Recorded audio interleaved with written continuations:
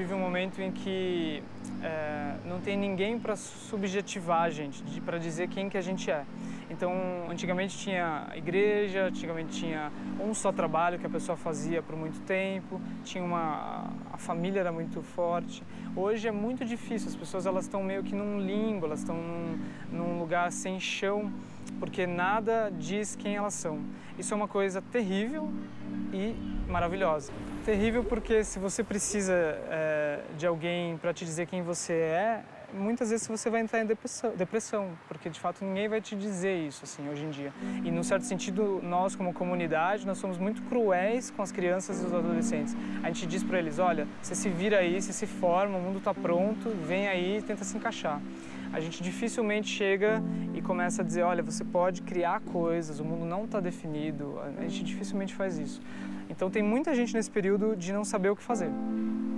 Mas ao mesmo tempo esse tempo é muito maravilhoso, porque se antes a gente tinha instituições dizendo como que a gente deveria se relacionar, como deveria comer, como deveria amar, como deveria praticar alguma coisa espiritual, hoje você tem uma abundância disso. Então, se nunca foi...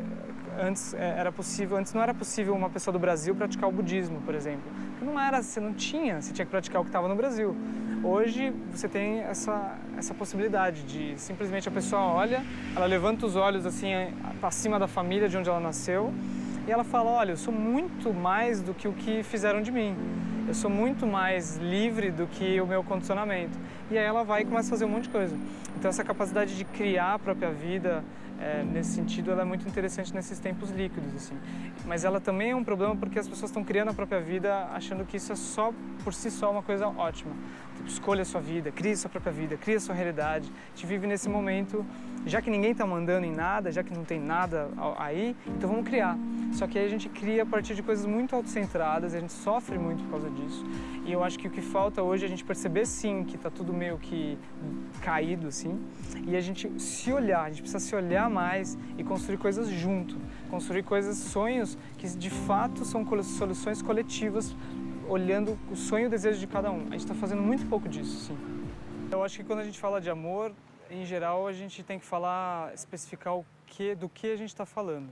Porque senão fica uma coisa muito solta, assim, né?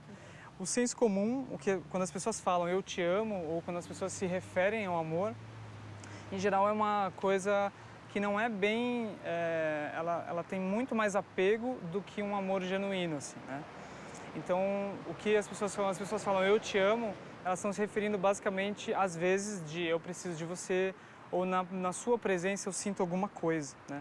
Então é muito comum quando a relação está ruim a pessoa falar assim, eu estou em dúvida se eu amo ele, estou em dúvida se eu amo ela. Por quê? Porque esse tipo de amor que ela está se referindo não é um amor que de fato o que eu gosto de definir, que eu vou definir, mas assim, o que esse tipo de amor basicamente eu me sinto bem quando ele está por perto e eu não estou nem aí para ele, eu estou só aí. Eu estou só prestando atenção de como eu estou feliz ou não estou feliz na presença dele. Então, quando ele faz coisas que me deixam feliz, eu amo ele menos. E quando ele faz coisas que me deixam muito feliz, me dão energia, aí eu amo ele mais. E esse tipo de amor é basicamente carência, apego. A gente tem que dar outros nomes para isso, sabe? E o amor que eu acho que vale a pena chamar de amor é um amor que ele vem de uma vontade de que o outro seja feliz.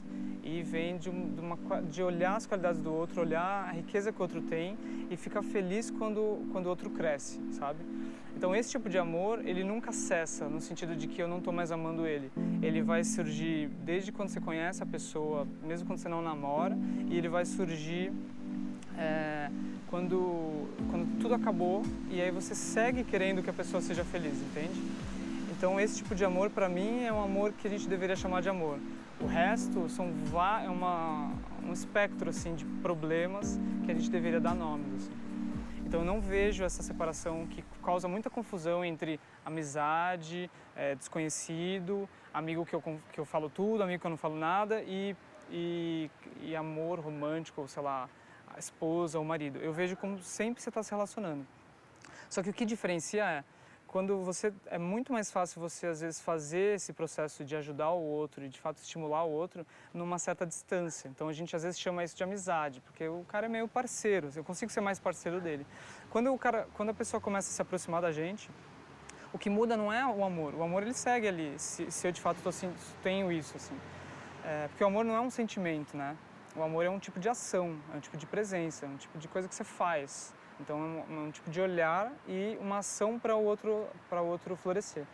Então quando uma pessoa se aproxima, o que vai mudar não é o amor, o que vai mudar é a logística da coisa. Então basicamente eu não vou transar com 500 pessoas ao mesmo tempo, eu vou, em geral, ou não vou morar com 500 pessoas ao mesmo tempo. Eu vou morar com uma, ou às vezes tem gente que vai morar com duas, ou enfim. Eu não vou transar com eu vou transar com uma, às vezes eu vou transar, mas eu vou transar e conviver com uma e construir projetos mais próximos com uma, em geral. Se a gente olhar a nossa sociedade, em geral é com uma. Agora, nesse processo começa a surgir várias aflições, assim, por causa da proximidade, entende? Só que tem toda uma aura que a gente acha que tem um amor diferente, que a gente acha que tem sentimento, que a gente acha que... Só que não tem nada de diferente, entende? Para mim, todo o processo de morar junto, de casar, não é um processo de achar o amor da sua vida, de alma gêmea. É simplesmente um processo logístico que as pessoas, às vezes, elas ficam nervosas quando ouvem isso, assim. Mas é porque a gente vê no amor uma coisa que não existe, assim. Existe muito mais na hora de casar, muito mais uma coisa logística, ou seja, o outro, de fato, ele bate as coisas para a nossa vida seguir e o outro, de fato, tem coisas que ele vai me ajudar, a gente vai ser uma parceria. Então isso é muito mais importante do que qualquer coisa de sentimento ou coisas desse tipo.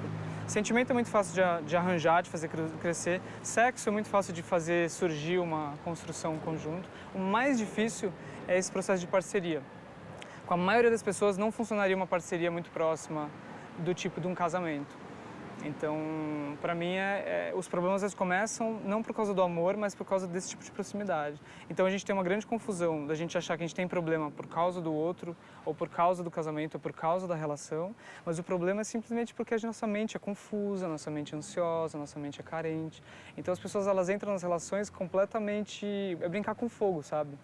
Porque as pessoas não percebem o quão perigoso é aquilo, porque ela bota a energia dela na mão da outra pessoa. E quando a outra pessoa começa a agir de modo que a energia começa a entortar, eu vou querer matar outro às vezes, né? Então o que causa isso não é o amor, o que causa isso são as nossas próprias aflições. Então a gente deveria entender isso e trabalhar nisso. E não simplesmente achar que a gente está super bem e basta a gente encontrar uma pessoa. Então a gente, de cara a gente não está super bem. Então a gente já chega numa relação fragilizada, sabe? E aí sempre vai ter algum nível de frustração por causa disso. A tecnologia muda, claro, o jeito que a gente se relaciona, mas só muda o aspecto externo, assim, só muda um pouco a aparência da coisa. Eu acho que a gente tem a gente se confunde, se distrai muito com esse discurso de vamos ver como as pessoas estão se relacionando agora. Será que era assim no passado? Vamos ver agora com esse novo aplicativo. Vamos ver agora com esse novo aplicativo. Porque isso meio que faz a gente não olhar para o verdadeiro problema, sabe? Então a gente fica se distraindo com coisas e falando assim, olha que legal isso aqui. Aí antes era... Eu lembro que antes perguntavam sobre MSN, depois perguntavam sobre o Orkut, depois agora perguntam sobre Tinder e Lulu, enfim, e Facebook, enfim. Só que a gente fica só se distraindo, porque não é o ponto de, eu vou sair do Facebook, eu vou parar disso, isso aqui é um absurdo, ou isso aqui mudou o jeito... O ponto é, a gente tem estruturas muito complexas e profundas, tipo ciúme, raiva, inveja, carência, preguiça, ansiedade. A gente tem isso, a gente tem muito isso. A gente compete com os outros, ou a gente sobe, ou a gente se sente inferior, ou a gente não se sente junto. A gente tem muito isso. E esse tipo de estrutura, ela toma diferentes caras no trabalho, na relação, enfim. E a gente começa, com essas diferentes caras, a gente começa a olhar para elas. Então a gente começa a falar, é o meu chefe, é a minha empresa, eu preciso disso, eu preciso daquilo, é por causa do casamento. Não, é só tirar o casamento e superar a monogamia. Não, agora é só a poligamia. Não, agora é um novo modelo, aí sim. Agora o esquema é não morar nas mesmas casas. E a gente faz matérias em cima disso, as pessoas elas entram nisso, elas estudam, elas leem livros, elas conversam com os amigos, elas tentam mudar a vida inteira.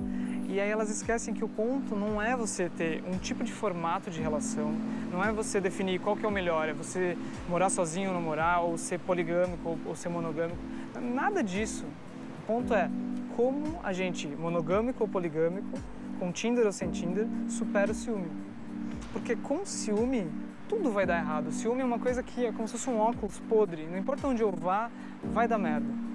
E se eu tiro o ciúme, eu posso brincar no Tinder, brincar de poligamia, brincar de monogamia, brincar de morar junto, brincar de morar separado, mas não tem ciúme. Se não tem ciúme, não tem controle. Se não tem controle, eu não faço o outro sofrer, eu não espero que o outro me faça feliz. E então eu começo a oferecer para o outro. Então eu ofereço para um, para dois, para três, de menos isso.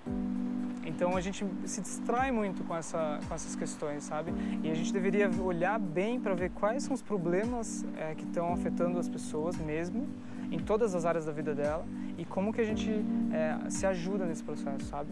Não como a gente toma remédio, não como a gente manda o outro para o psicólogo, mas como a gente se junta em comunidade e diz, pessoal, tá todo mundo aqui sofrendo de ciúme? Então como é que a gente faz? Como é que tá a tua relação? Como é que tá a tua relação? Como é que tá a tua relação? A gente faz muito pouco disso. Então isso deveria ser a questão, né? Não se a gente deveria usar ou não tal aplicativo, ou se a gente mudou a forma de relacionar ou não.